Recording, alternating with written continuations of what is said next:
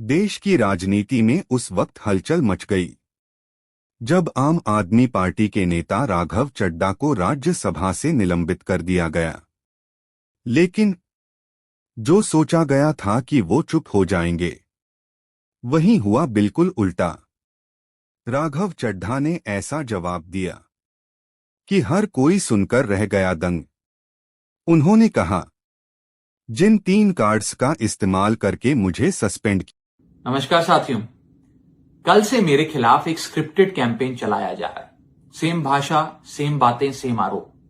ये कोई कोइंसिडेंस नहीं है, बल्कि एक कोऑर्डिनेटेड अटैक है। पहले मैंने सोचा कि मुझे इसका जवाब नहीं देना चाहिए, फिर लगा कि कहीं एक झूठ को 100 बार बोला जाए तो कुछ लोग मान ना ले, इसलिए मैंने सोचा कि जवाब दूं। आम आदमी पार्टी ने 3 आरोप लगाते हुए ये कहा कि इन 3 आरोपों की वजह से हम राघव चड्ढा को पार्लियामेंट में बोलने का मौका नहीं देंगे। राघव चड्ढा के पार्लियामेंट में बोलने पर रोक इसलिए लगाई गई क्योंकि उन्होंने ये 3 गलतियां करी। मैं एक एक करके इन तीनों पर आपसे बात करना चाहूंगा। पहला आरोप कि जब ऑपोजिशन पार्लियामेंट से वॉकआउट करता है, सदन से वॉकआउट करता है, तो राघव चड्ढा वहीं बैठे रहते हैं, वो वॉकआउट नहीं करते। ये सरासर झूठ है, सफेद झूठ। मैं चुनौती देता हूं, एक इंस्टेंस, एक दिन ऐसा बताइए जब ऑपोजिशन ने वॉकआउट किया हो और मैंने उनका साथ ना दिया हो, मैं साथ में वॉकआउट नहीं किया हो।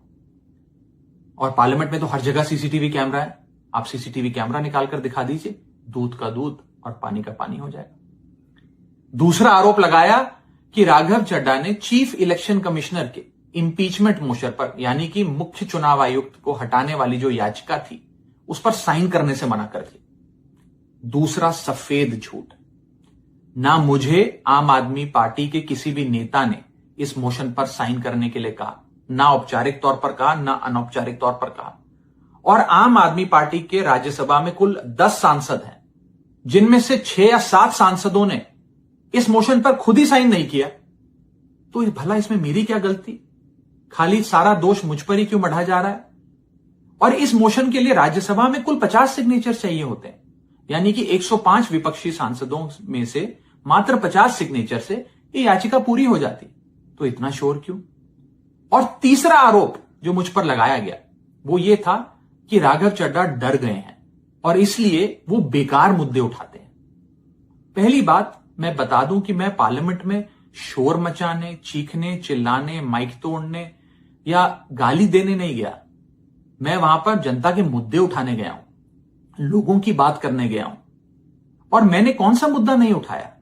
मैंने जीएसटी से लेकर इनकम टैक्स की बात करी, पंजाब के पानी से लेकर दिल्ली की हवा का मुद्दा उठाया, हमारे सरकारी स्कूलों की हालत से लेकर कैसे पब्लिक हेल्थ केयर इंस्टीट्यूशंस को मजबूत किया जाए, इंडियन रेलवेज में जो पैसेंजर्स ट्रैवल करते हैं उनकी समस्याएं रखी, यहां तक कि मेंस्ट्रुअल हेल्थ, एक ऐसा मुद्दा जिसके बारे में लोग बात करने से कतराते हैं, वो बातें तक रखी। बेरोजगारी से लेकर महंगाई तक तमाम मुद्दे उठाए। आप मेरे 4 साल का पार्लियामेंट का ट्रैक रिकॉर्ड उठाकर देख लीजिए।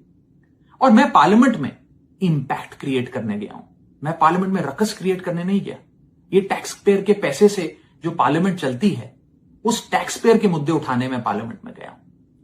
अंत में मैं बस इतना कहना चाहता हूं कि जो लोग आज मुझ पर आरोप लगा रहे हैं, झूठे आरोप लगा रहे हैं, कि हर झूठ को बेनकाब किया जाएगा और हर सवाल का जवाब दिया जाएगा, क्योंकि मैं घायल हूं, इसीलिए घातक हूं।